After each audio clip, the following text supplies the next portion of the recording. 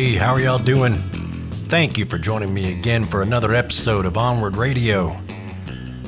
Today's topic, now what? Coming up next on this broadcast of Onward Radio.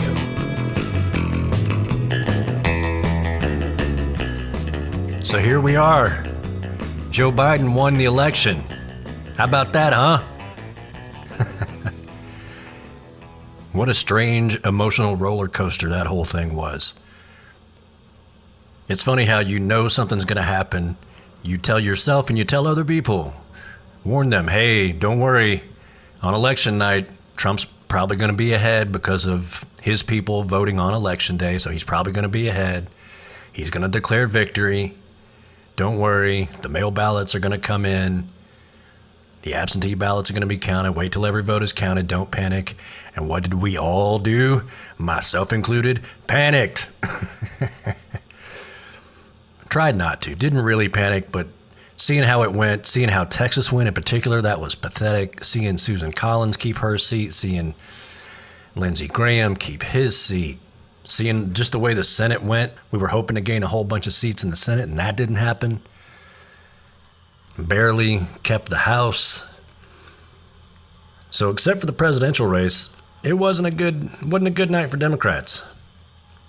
But the main thing, the main event, took care of business. Joe Biden won. Trump is going to be gone. And yes, he is going to be gone. It feels to me right now like everybody is still kind of holding their breath.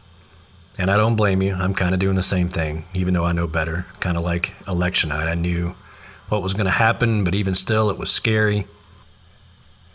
And that's kind of one of the reasons I haven't done a podcast for a couple of weeks. I wanted to kind of take a little breather, assess the situation, see what's going on, see what's real and not real before I went flapping my gums. And plus, really, what else could I have to say that wasn't being said 24/7 already on every news channel everywhere? I think everybody was pretty engaged to what was going on, so I didn't know any more than you guys did. But I don't blame you if you've checked out since then, and I've tried to check out a little bit, but couldn't do it. I have a problem. But the biggest question it seems like everybody's asking, and folks have been asking me too, is this for real? Can we breathe? Can we expect that this is going to happen? And the answer is yes. Probably. No, the answer is yes. Of course, there's always some way, some amount of evil that could possibly happen to turn this into a nightmare. So I'm not saying it's impossible, but it's so unlikely as to be impossible. So why is that? You keep hearing about all the lawsuits, and if you listen to Fox or the right-wing media bubble, you'd think that it was still a contested election and Trump really won and Biden's trying to steal it. And that could not be farther from the truth. Surprise, surprise, when it comes to anything Trump. But these lawsuits are hilarious and ridiculous. I think they're 1 for 29 at this 1 and 29, I think, at this point. I think there's been 30 lawsuits and they have lost 29 of them, most of them getting pretty much laughed out of court. The things that the Trump people are saying to the media and in public are very, very different things than what they're saying in court. What they are saying in court is that, no, we don't have any proof of any of this. Yes, there were Republicans in the room when these votes were being counted. So they're pretty much saying in court that everything they've been saying in public is bullshit. So these lawsuits, don't worry about these lawsuits. They're all nothing. They have no legal team. It's all JV idiots trying to run this stupid thing. If Giuliani's at the helm now, that tells you all you need to know. It's all nonsense. The lawsuits are nonsense. So don't worry about them. The second thing that people are worried about is some sort of military coup. Is the military going to back Trump and protect him if he refuses to leave and all that sort of thing? But let me read you a little thing. Might make you feel a tad better. This is a quote from General Mark Milley, who is the chairman of the Joint Chiefs of Staff.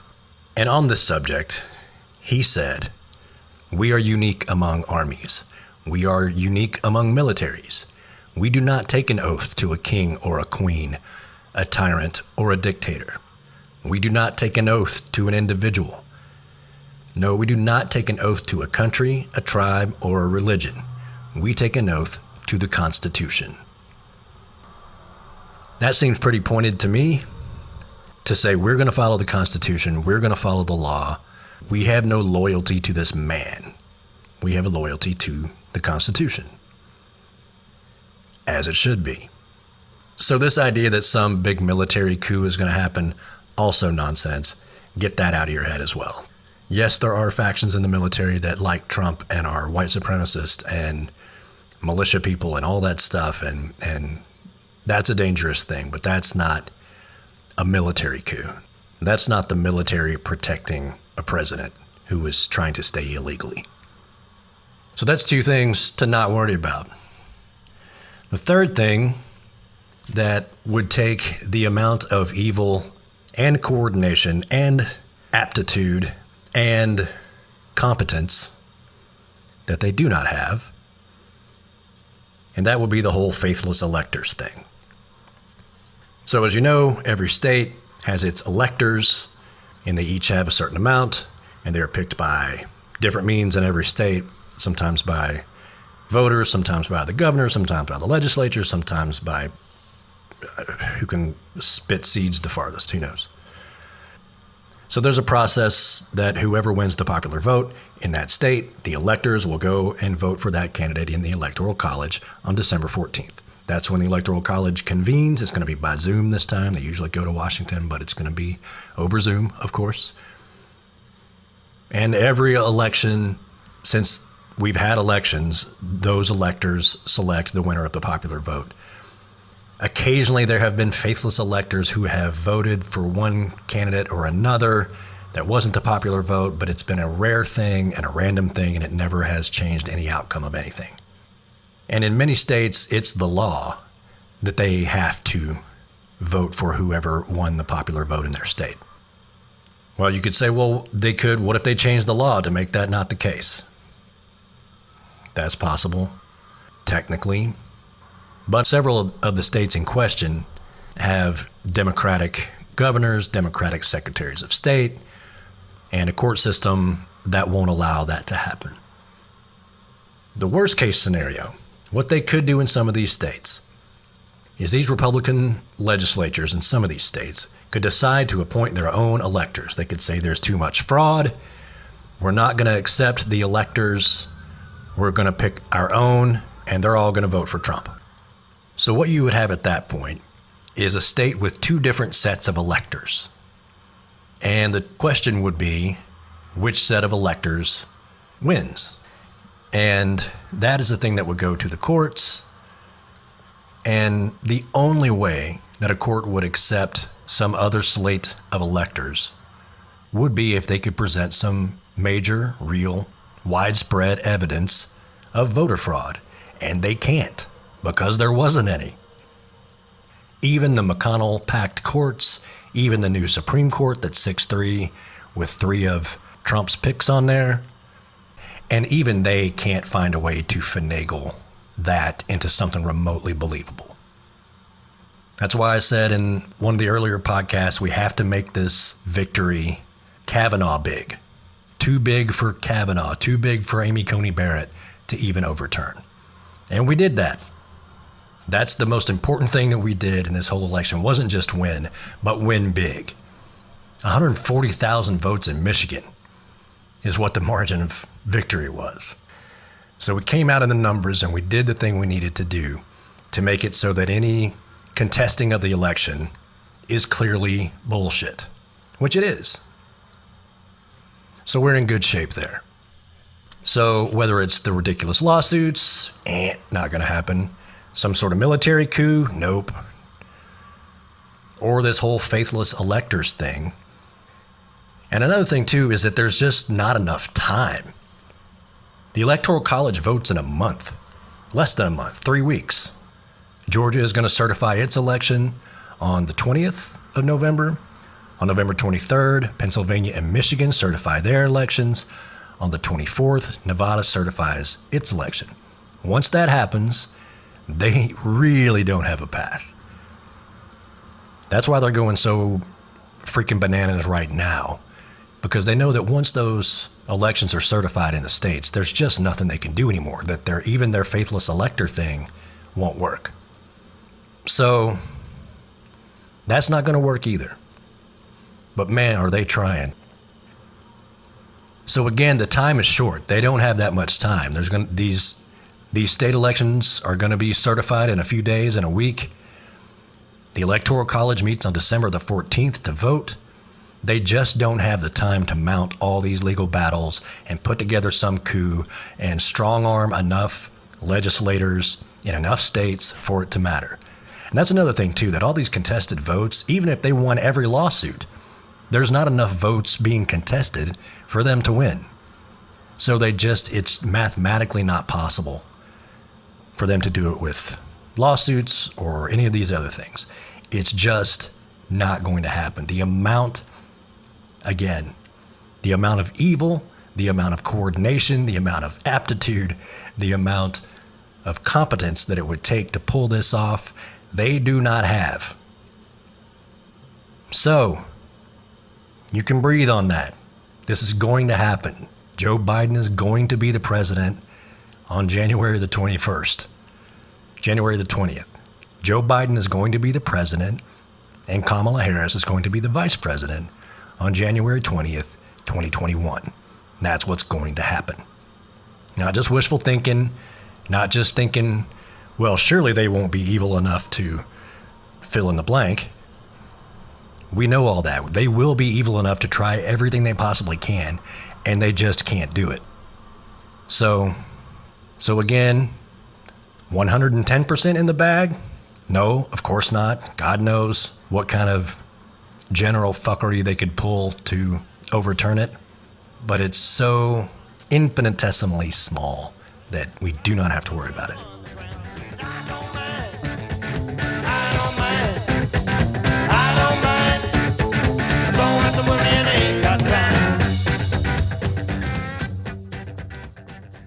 So what are some things to look for between now and then?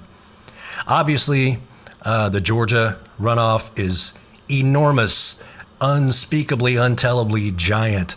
The Georgia runoff for those 2 Senate seats in Georgia is really the ball game. I'm not going to go on and on about this right now. Most of you already know about it, and I'll do another podcast on Georgia specifically, probably my next one. But otherwise, what do we look for from Trump world between now and when he leaves? First and foremost, we need to get it through our heads that he's not going to concede. Just bet on that. That's not going to happen. He will never concede. He will never admit he lost. He will go to his grave never, ever admitting he lost this election. So there's not going to be some phone call to Biden. There's not going to be some conciliatory anything. He's not going to be at the inauguration. At best, he'll send Ivanka or Don Jr. or some damn thing to sully the whole thing, just out of spite. So forget about that. That's not going to happen. And I couldn't possibly give less of a shit whether he concedes or not. Doesn't matter at all.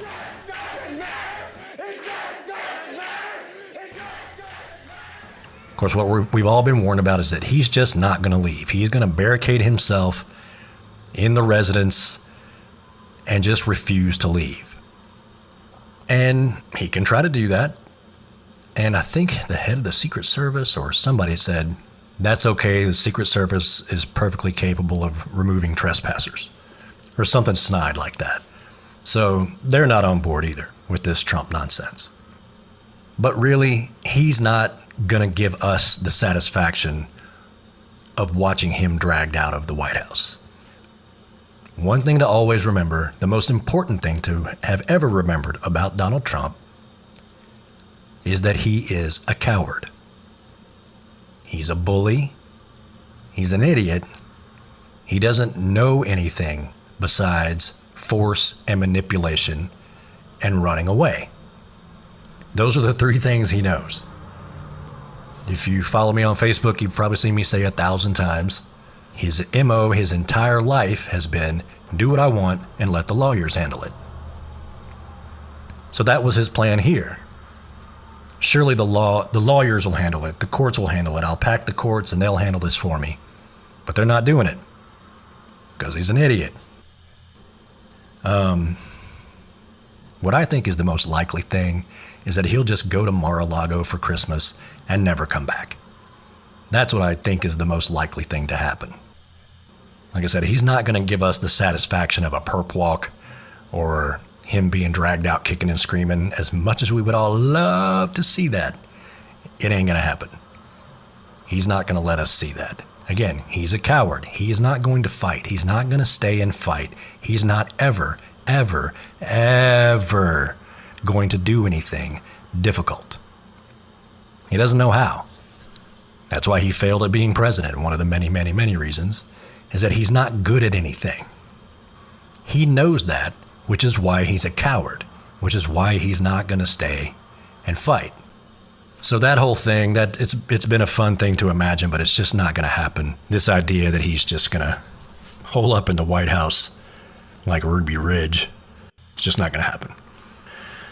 But what else to look for? He can do a lot of damaging bullshit for this next month, which we all already knew. One major thing, pardons. He's going to pardon himself.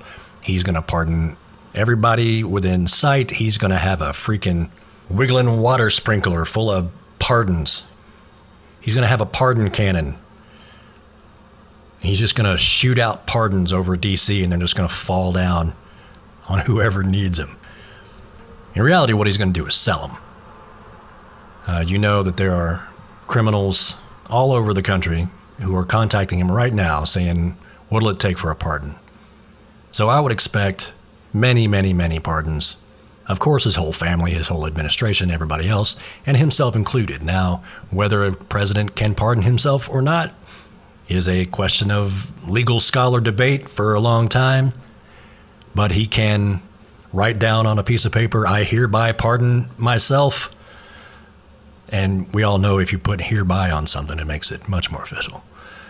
And he can do that and give it to whoever and then go on his merry way, and they can figure out whether it's going to work or not. And he probably will. I don't think that'll stand up, but who knows? Who knows? Also, of course, they are trying to destroy every piece of evidence they can possibly find anywhere. You can smell the smoke from the paper shredders on Pennsylvania Avenue going 24/7. Shredding every document, deleting every file. There are hammers being taken to laptops and cell phones all over the West Wing and all over the Capitol. So there's going to be a whole lot of document destroying going on. They might just back a big magnet up to the White House and just zap the whole joint. Something else he could do on the way out is just start a war. He could try to, there's been mumblings about bombing Iran, and there's been, he's the commander-in-chief, so he could do all kinds of things. But the military is a big old machine, and when they want to move slow, they can move real slow. Trump says, I want to bomb Iran, and his generals or his people can say, yes, we'll get right on it. And then a day or two goes by, a few days go by. Yes, we're trying to acquisition the materials to get the logistics of the something and triplicate and duplicate and triplicate, and just slow walk the process so it just doesn't happen. Our military brass know that Trump is an idiot and a dangerous person, and they're not going to let him just bomb people indiscriminately. That's just not going to happen. Again, the time left, there's just not enough time to do the kinds of things that he wants to do, including some bombing thing or, nuclear whatever. I just don't think that stuff is going to happen. Not that he won't try. It's not that I think he isn't evil enough. I just really don't think that our military is going to put up with that bullshit. Not with another president coming in 2 months. On the opposite front, he could start pulling troops out of places. He could just start pulling troops out of everybody out of Afghanistan, out of South Korea, out of Germany, out of all kinds of places, just out of spite, just to cause havoc, just to create chaos, and to make things harder for Biden. So he could do that, or again, at least try, but hopefully stuff like that could be slow-walked by the military as well. And lastly, he could call the goon squad to action. He could tell the Proud Boys to go forth instead of stand back and stand by. Proud Boys and the militias and the 3%ers and the Oath Keepers and the Promise Keepers and the Keeper Promises and the Boogaloo Boys and the Big Dumb Flag Brigade and whoever else he can think of. He could just unleash all of them and tell them to go forth. And that would for sure suck. And they would create some havoc, but not as much as you think. I mean, there's a reason there was only 20,000 people at the Million MAGA March. They're as lazy as the rest of us are. If there's some good shit on Netflix, they're not up for a revolution today. So he can do some of that, and some of those people will take him seriously, and it'll be ugly and it'll be awful. But it's not going to be some coup takeover of anything. So overall, this next couple of months, we just got to kind of wait and see. I know we all have PTSD from 2016. As well we should, and I do as well.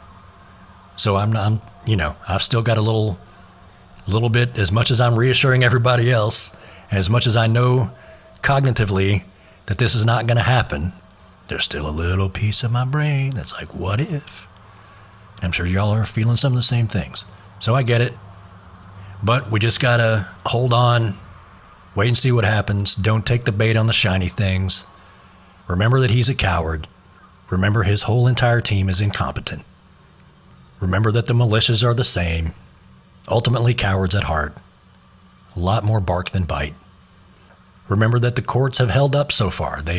Remember that he's 1 for 30 on court cases. The courts are not having this bullshit. Not without proof, not without evidence, not without some sort of widespread fraud being proven. They're not going to just go with it. They have lives and careers too, judges and lawyers. They have reputations to uphold. Whether they have professional ethics or not, they're going to be around long after Trump is gone. So the courts are scary, but not as scary as they could be. Other than that, we can occupy ourselves with Georgia. And in my next podcast, I'll talk about some things we can do. But again, the most important thing to remember, Trump is a coward. He's not competent. He's not going to actually fight. He doesn't know how to do anything hard. He doesn't know how to do anything difficult or anything that takes actual courage. And always think about, what does he want? When you're going to predict what it is that he's going to do, just ask yourself, what does he want? And the answer to that question is always power and adoration. That's all that matters to Donald Trump. Money gets him power. Fame gets him power. Being president got him power. Being president got him adoration. His demands for loyalty get him adoration. But ultimately, when you're thinking about what he's going to do, just ask yourself, what does he want? And what he wants is power and adoration. And he can get those things by not being president. He's never going to admit defeat. He's always going to claim it was stolen from him. Half of the Republican Party will believe him, and that's going to be a problem down the road. And again, what I think he'll probably do is just go to Mar-a-Lago for Christmas and not come back. He's not going to stay and fight. He's not going to barricade himself in. He's not going to give us the satisfaction of seeing him dragged out. He's just going to not be there. And then after that, I would expect a little extended vacation, a little travel vacation for the former president. Go visit all his dictator buddies in Saudi Arabia, and Turkey, and Brazil, Israel. He won't go to Russia because that's too obvious, for now at least. He'll go to his golf course in Scotland. Anywhere but on U.S. soil, where he could be arrested immediately. So he's just not going to be around. Let the lawyers handle it, remember? That's what I think will happen. Who knows? But that's what I think will happen. Those are the things that fit into his MO, the things that fit into what he wants. He'll still have power over his minions. They'll still believe everything he says. He will be beloved by all of them. And that's what really matters. And what really matters to us is that he's fucking gone. Yeah! This is what the end must be like. All right, that's all I have for you this time. Thanks for your patience, giving me my little vacation time away from podcast world and away from politics world just for a little bit. Thanks for hanging in with me and coming back to listen.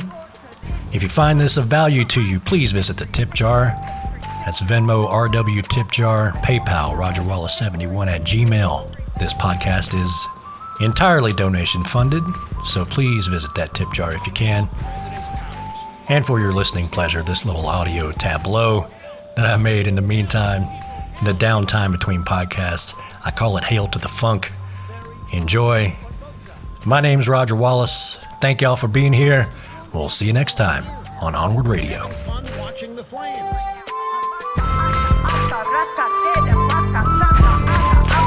Now the poor guy, you gotta see this guy. Oh, I don't know what I said. Oh, I don't remember.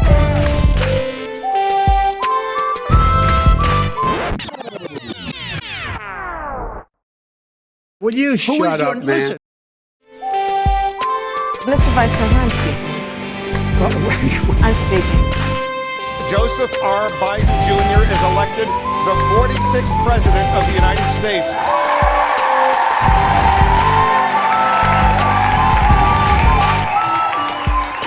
Keep in mind the Trump campaign is in the midst of waging legal challenges in several states.